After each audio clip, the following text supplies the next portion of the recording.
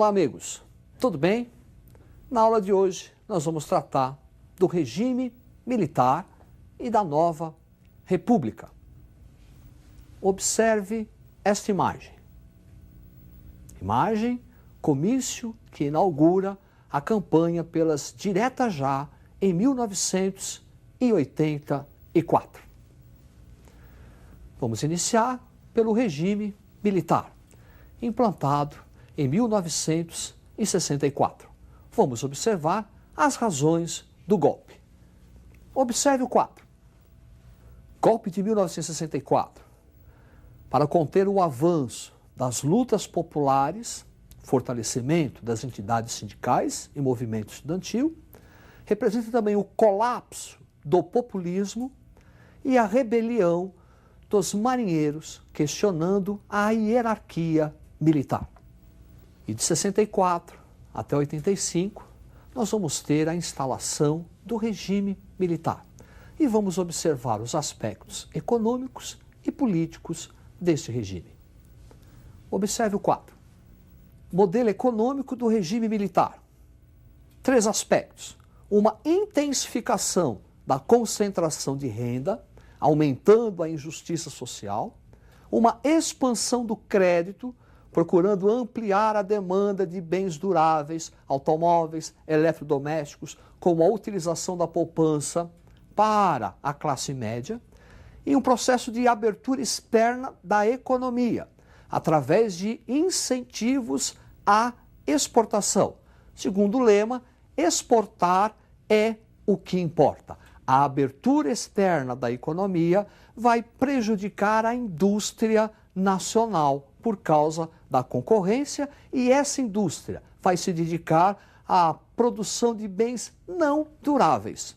E as classes mais pobres não tinham como ter acesso. Daí, falências e desempregos dessas indústrias nacionais. Vamos caracterizar também como que foi o modelo político do regime militar. Preste muita atenção no quadro.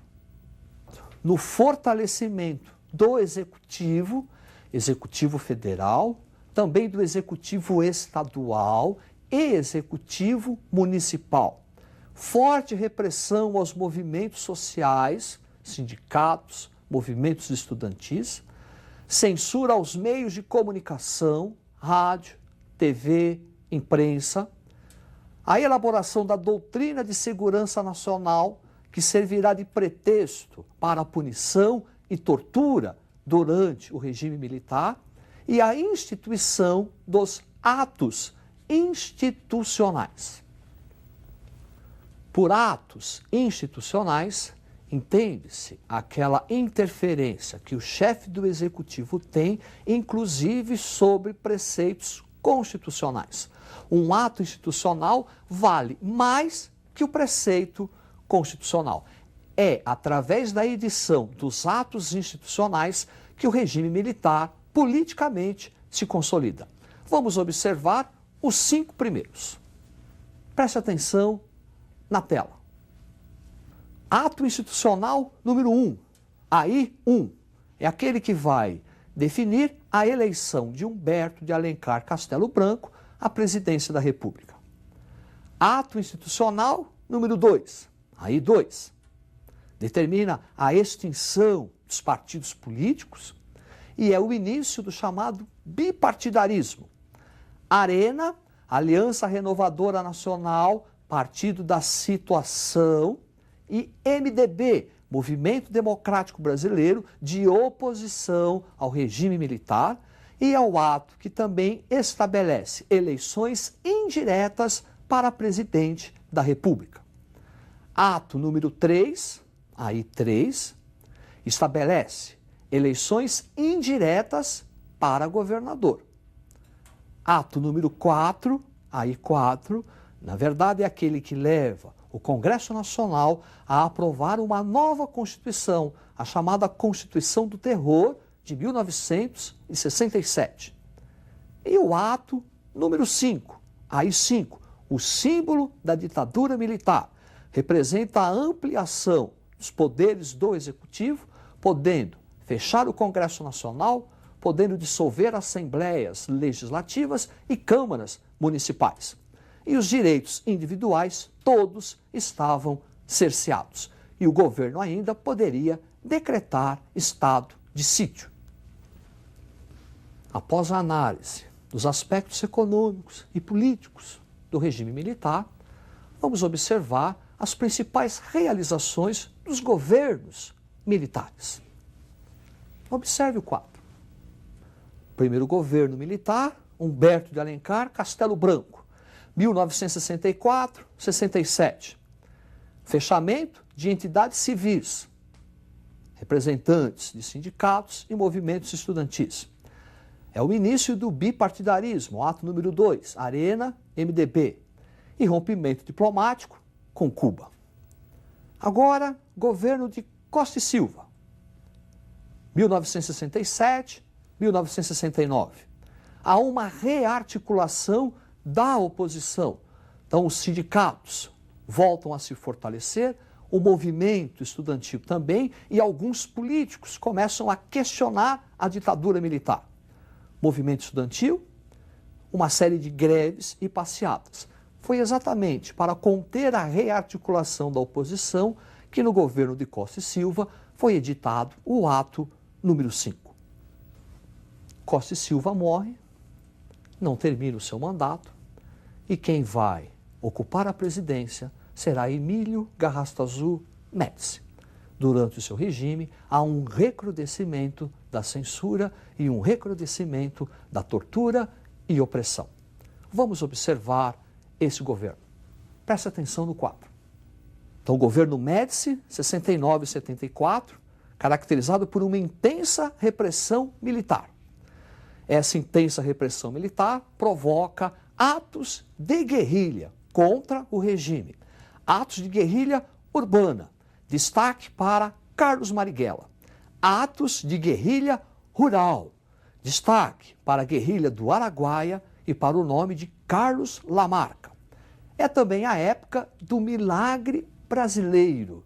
É uma época de expansão do consumo, é uma época de crescimento industrial brasileiro, de investimento das multinacionais no Brasil e de grandes construções faraônicas, por exemplo, a Transamazônica e a Ponte Rio-Niterói.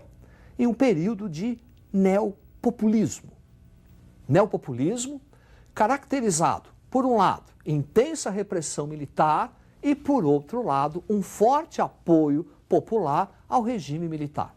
Isso porque Médici soube aproveitar-se muito bem das conquistas esportivas do Brasil na década de 70. Um tricampeonato mundial de futebol, Éder Joffre no pugilismo e Emerson Fittipaldi no automobilismo, iniciando-se assim uma verdadeira campanha ufanista. Brasil, ame-o ou deixe-o. O próximo governante militar será Ernesto Geisel e a partir dele inicia-se a crise do regime militar. Preste atenção no quadro. Governo Geisel, 1974-1979, caracterizado pelo início da abertura lenta, gradual e segura. Daí uma série de avanços e retrocessos nessa abertura. Por exemplo, em 1974, há uma ampla vitória do MDB, do Movimento Democrático Brasileiro. Um retrocesso, em 1975, o DOI-CODE inicia uma série de repressão e mortes aos opositores do regime, com destaque para a morte do jornalista paulista que trabalhava na TV Cultura de São Paulo, Vladimir Herzog. Edição do pacote de abril, que vai manter as eleições indiretas para presidente e ampliar o mandato presidencial.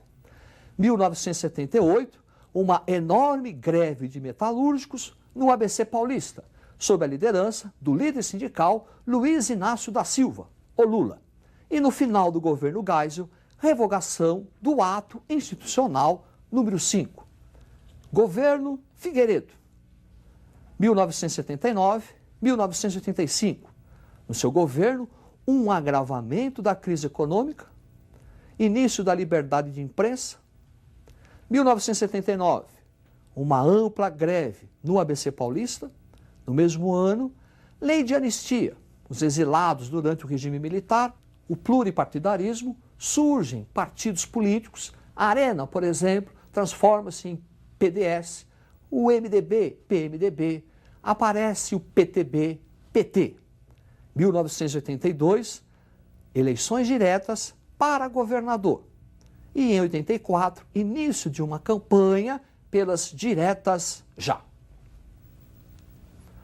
Apesar do sucesso e da intensa participação popular na campanha das diretas já, Tancredo Neves, que será o primeiro civil eleito após o regime militar, não será eleito pelas vias diretas, e sim indireta.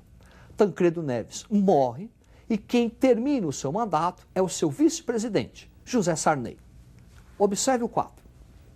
Com o governo Sarney, eleições diretas em todos os níveis, no executivo, no estadual, municipal e federal, uma grave crise econômica por conta de um processo inflacionário, levando o governo a decretar moratória e a edição de uma série de planos econômicos para conter a inflação.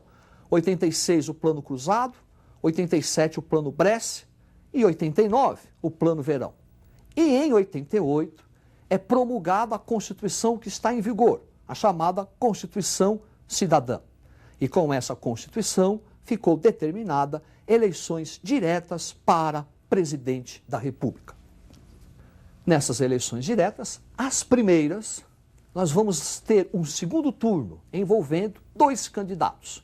Um que representava as esquerdas, Luiz Inácio Lula da Silva, e o outro representando a elite dominante, Fernando Collor de Mello. Collor de Mello é eleito, iniciando o seu governo. Observe. Governo Collor, marcado pela edição do Plano Collor e pela instabilidade econômica e política. Início do processo de privatizações. No seu governo, denúncias de corrupção, famoso caso PC Farias, e um processo de impeachment. Com o seu impeachment, o vice assume, Itamar Franco. Plebiscito de 1993, que vai manter a república e o presidencialismo. Adoção do Plano Real para um combate à inflação. Período de especulação financeira, forte abertura econômica, caracterizando falências e desempregos.